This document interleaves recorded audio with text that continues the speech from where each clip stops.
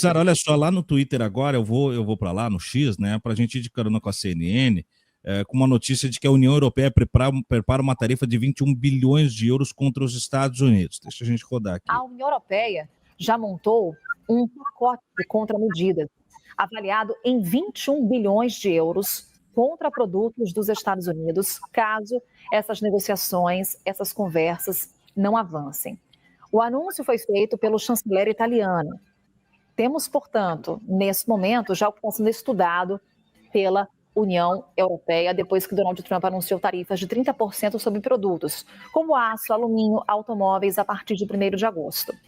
Bruxelas decidiu prorrogar até o início de agosto a suspensão das medidas retaliatórias já planejadas, justamente apostando naquilo que vínhamos falando, na via das negociações, via diplomática. Por um lado, a União Europeia mantém aberta essa porta do diálogo, mas continua preparando novas tarifas caso não chegue a um acordo. A União Europeia vai reforçar alianças comerciais com parceiros como Canadá, Japão, Mercosul, Indonésia e Índia. A ideia é criar uma rede que fuja desse protecionismo norte-americano. De alguma maneira, parece que a preocupação do Trump também não fica só com o Brasil e ele tem outras questões tarifárias para lidar nos próximos momentos. E aí vem essa temperatura alta também da União Europeia para com os Estados Unidos, o que mostra que a decisão que Lula deve tomar, e tudo indica que vai tomar até amanhã, está no caminho, né, Sara? Não arrefecer para os Estados Unidos, porque não tem mais aquela coisa do somos os donos do mundo, curvem-se a mim, né? O multilateralismo é uma realidade, não é uma promessa. E essas relações multipolares aí, elas viabilizam esse tipo de resposta à altura, né? Até agora não tem dado certo a estratégia do Trump de engrossar, cair para cima, para poder depois fazer uma negociação. O que a União Europeia está mostrando é o seguinte: você vai vir para cima, nós vamos vir também, o Brasil também. Você vai vir para cima, nós vamos vir também, se você não quiser negociar como igual para igual. A União Europeia são 26 países e o maior mercado livre do planeta Terra. Eu não sei se é interessante para o Trump, do ponto de vista pragmático, criar da União Europeia uma inimizade que apoia ele em tudo, apoia ele nas guerras, Ucrânia, apoia ele no genocídio palestino. A União Europeia tem sido um aliado político e militar e econômico americano consistente, apesar dele ainda manter as suas fachadas, mas a gente pode ver também o Iraque, quando Tony Blair vai junto para os Estados Unidos. Historicamente, nós temos uma aliança militar deles aqui, né? A própria OTAN se consolidou agora com a guerra contra a Rússia. E eles têm um inimigo comum, de certa forma, que é a China. Mas eu imagino que a Europa vai ter um senso de pragmatismo que o Trump não vai ter. E a Europa tem mais diversidade, tanto política quanto ideológica, e um senso pragmático. Hoje é uma relação extensa, essa relação bilateral entre os Estados Unidos. A fonte que eu tenho aqui é de que é 1,6 trilhões de serviços e goods, services and goods. Faz para mim em português isso aí, produtos e serviços. Então é muita coisa que a gente está falando. Ele quer criar aí um tsunami. E os Estados Unidos têm... ele é um parceiro muito relevante da Europa. Eu acho que eles chegam a exportar na casa de 350 bilhões em um ano. Então, que são as maiores exportações? Que é um pouco parecido com o Canadá. Maquinaria, muitos produtos farmacêuticos, químicos, produtos manufaturados. Então, significa que o consumidor americano vai estar taxado por todos os lados. Qualquer coisa que ele for na estante ali do supermercado e for pegar, se você somar todas essas mais de vintenas da Tariff Act, né? Então, assim, acho que o Lula está no lado certo e eu não tenho visto nenhum acordo fruir em vantagem dos Estados Unidos até agora, pelo contrário. Muito bom. Ô Sara, vou te pedir um A favor. balança ela é arbitária para a União Europeia, não para os Estados Unidos. Mas não é tudo ser superavitária ou não avitária, né? Tem muito mais coisa aí dentro dessas relações comerciais. Muito bom. Eu vou te pedir um favor, Sara, que você traduza para a gente, eu vou botar um vídeo agora aqui, do Jeremy Corbyn do Parlamento Britânico. Eu solto um trechinho, pauso, e aí eu peço que você traduza. Não, se me eu vou traduzir. Pode ir. Vamos lá. Mais fácil.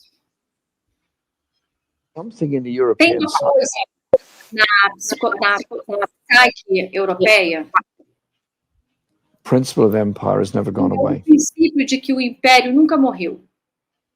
Whenever there's a crisis somewhere, sempre que existe uma crise em algum lugar, por exemplo, na África, Africa or anywhere else in the world, qualquer outro lugar do mundo, pode deixar rolar. and the European Union starts thinking, well, how will we react to this crisis? Como vamos reagir a essa crise? What do? But reach for the former colonial power. Além de sempre lançar mão do poder colonial. So if something happens in Niger, in Senegal, alguma coisa acontece na Nigéria, no Senegal, em Mali, so on, France must deal with that. A França que tem que lidar com isso. Isso aí é uma questão da If it's França. Nigeria, the British Se é can do that. Nigéria, It's são like os britânicos que tem que ir. É como a mentalidade colonial. the colonial mentality has never gone away. And in Britain, E os britânicos, I think there is still a huge imperial mentality in the thought processes within foreign. nos britânicos, eu acredito que ainda existe uma mentalidade significante. Foreign policy. Britain now seems to think that os britânicos parecem pensar. Pode deixar lá. by spending so much on defense, we can have a global role. This thinking has led to the government in. O pensamento é que se você gastar muito dinheiro com a questão de defesa, segurança nacional, você vai ter segurança mundial. The past month announcing £5 billion cut in disability benefits. No ano, nos meses passados, né, aí ele está mostrando que Starmer, ele anuncia um corte nos direitos sociais das pessoas com deficiências, né, pessoas com portadores de deficiência. In order to increase defense expenditure. Para poder aumentar o orçamento da defesa. Então, isso nós somos pessoas empobrecidas, nós vamos ter pessoas com portadores de habilidades de deficiências empobrecidas. With disabilities, retaining a benefit cap on the poorest children. Nós vamos estar retirando das crianças esses direitos sociais na nossa sociedade. In order to pay for more bombs and weapons.